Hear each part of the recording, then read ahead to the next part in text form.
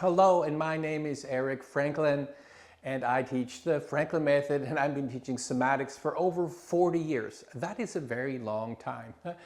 And I like somatics because it helps me feel better, and I like somatics because it helps other people feel better, and I just like embodiment, and I like the body, and doing somatics helps people just feel happier about themselves. And it's such a fabulous tool to improve any movement, daily life as well. So I'm in London right now, and a few hours ago I was walking down the street coming to this studio.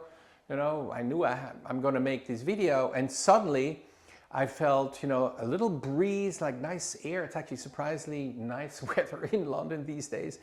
And there was this breeze, and then suddenly I felt my shoulders transform into these big leaves. And the leaves were fluttering in the wind. So the wind was blowing against the leaves and kind of like fluttering, a little bit movement. And none of this was planned. I just felt my shoulders relaxing, my breath freeing up, and my spine lengthening, and all of that. It was just like absolutely fabulous. That's why I love somatics. In any moment, your body will surprise you with some cool insight that helps you feel better and move better. And just wish more people would know they have these tools built into their body that are free and always available: feeling, sensing, imaging, and many other things. I just taught at the Juilliard School this summer. I taught at Impulse Dance Festival this summer, the largest dance festival in the world. I'm just happy that dancers and movers are learning this. I also teach at the University of Vienna, the musicians, so many different interests can all be covered with somatics. So what we're going to do in this short video, there is so much interesting things we could do. Let's do a quick introduction to imagery, because that's one of my specialties.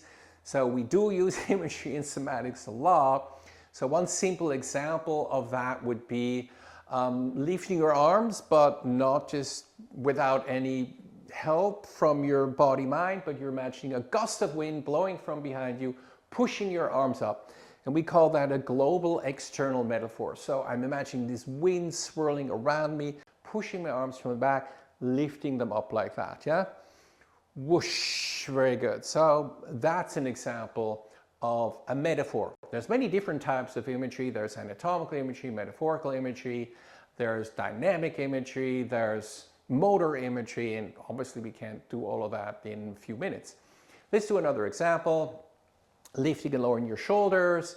And to make that a little more fluid and easy, let's keep it really simple. We're going to imagine our shoulder blades, our slippery bars of soap, sliding up and down our back.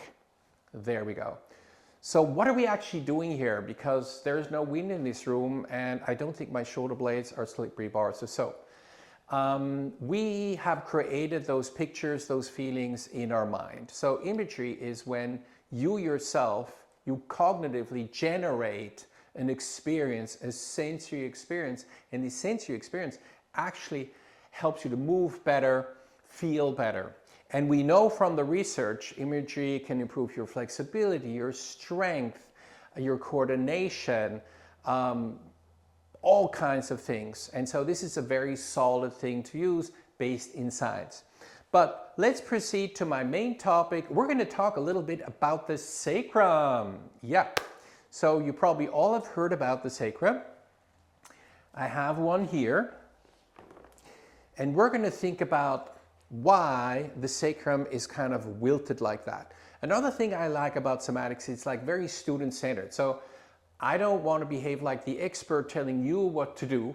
I want to help you embody your best self. So I'm just your guide, helping you to discover feelings, embodiments, images that help you feel more comfortable in your body and move better. So it's kind of an interactive teaching. Of course, now in front of a camera that doesn't work so well, but it still kind of works. But if you look at the sacrum from the back, you have this is a very old image, goes way back. The sacrum kind of looks like a keystone, and yeah, that's fine. You can embody that weight coming down the sacrum and then traveling out through the pelvic arches into your legs. That's fine. Let's look at the sacrum from the side, because here you can see it's kind of wilted, kind of bent like that. Like, how did that happen? Because if you, and it's good to have, look at this a little bit also in a funny, entertaining way, like we don't have to be too serious in somatics. I mean, it's not a drama. It's just we're learning about our body. But if you think about it, this is called the base of the sacrum right here. This is the base, and this is the apex, the bottom. So you look at the base, it's kind of very slanted, rather slanted. And what's on top of this base? What's on top of the base? On top of the base, you have the whole upper body, the whole weight of the upper body. And now you think, how could that happen? To put the whole weight of the upper body on a slant, I mean, that's a problem. It would be much better if the sacrum were like that, you see? Actually, it would from the point of view of supporting the spine. So what happened? Well, to understand this, we need to think about evolution. So we evolved from quadrupeds. So animals where the spine was like a suspension bridge like that, and the pelvic floor was more vertical, and then we changed around to this. Very radical change. Huh? So we took our spine and put it on top of our legs like that. But that created a bunch of problems at the same time, because evolution is a tinker, right? It takes what was before and just tries to improve something so you can fulfill some function. In this case, it was walking. So here's going to be the pelvis, like a ring. So the pelvis was like this, and now suddenly the pelvis, got put more like that. And you're thinking, okay, the pelvic inlet is kind of slanted. It's slanted at 50 degrees. You probably know that, yeah, 50 degrees like this. Why like that? I'll explain in a moment. So ideally, in the ideal world, right, the pelvic inlet would be vertical, the spine would be on top of the pelvis, and that would be right on top of the legs. So you have legs, pelvis, and spine. This would be the pelvic inlet, for example. Why does that not work in humans? It doesn't work in humans because we couldn't birth. The pelvis would have, the baby would have to come down and go this way through the pelvis and then that way out. Would never work. For the baby, it would be best if the pelvis were like this. What's the problem with that? That would mean the spine is back here and the legs are there. That would never work. That would create a lot of turning force. So our pelvis is kind of a compromise. It's slanted like this. It's still not the easiest thing to be birthed, but the spine is somewhat more of the legs. But then comes in the curve of the sacrum. What the curve of the sacrum does, it takes the spine more forward and nearly on top of the legs without blocking the exit. So that, and there's some other things, is the reason why we have this shape. It's a compromise. So how does the sacrum move when you move? Well, when you just shift your pelvis around, the sacrum will shift around. But the sacrum basically has two gears. I call it gears. One is a more loose gear. We call that the counter-nutated position, when the sacrum is more up. And one is called the nutated position. That's the position of the sacrum that's able to carry more weight. I'll show it with a whole pelvis. So when your sacrum is more nutated, flexed we could also say, the pelvis is more rigid, better at supporting weight. When the sacrum is counter-nutated, that would be the situation when you're sleeping, for example. It's not very good at supporting weight right now.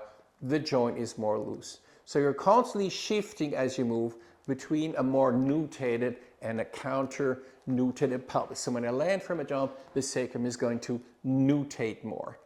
And this is a superbly important movement for the health of your pelvis, because a rigid pelvis would be really bad for your body in general. The pelvis has to shift and change whenever you move, and one of these movements is nutation. So how can we feel nutation? We can feel it by touching our tailbone. So everyone, see if you can find your tailbone back there. Yes, might not be that easy.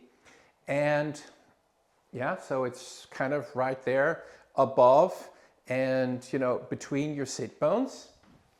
Let me show it when we're here. So you have the sit bones, your tailbone. By the way, this is another big change. In our closest relative, the chimpanzee, the sacrum is much longer and flatter, completely different than ours, and much longer tailbone.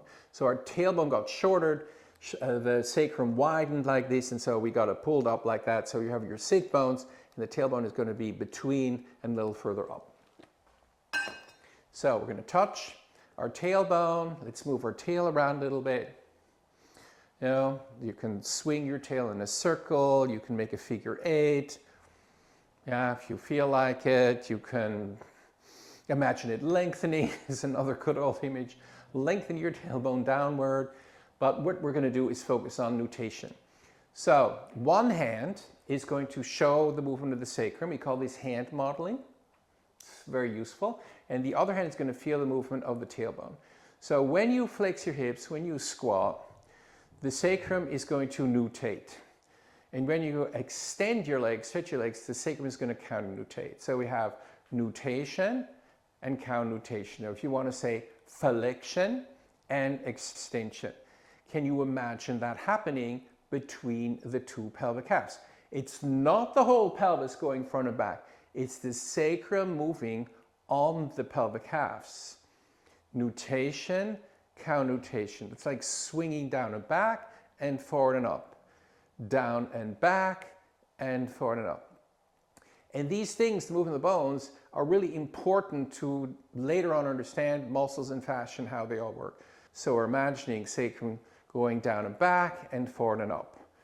Tailbone back and tailbone forward, tailbone back and tailbone forward. Let me show you one more thing for those of you who are into it. So when the sacrum nutates, the top, the base, is going to go deeper into the pelvis and forward. So forward and deeper, and the tailbone is going to go back and up. So forward and deeper, and the tailbone back and up. Seems easy enough, not that easy to imagine if you've never done this before. So we're not looking at the whole pelvis doing it, it's only the sacrum moving on the pelvic halves. Let's practice again. Touch the tailbone. So the base, which is the top, is going forward and deeper into the pelvis, while the tailbone is swinging back and up. And when you stretch your legs, the tailbone is going to go forward and the base is going to go up and back. So the top, the base is go forward and down, and the tail is going to go back and up.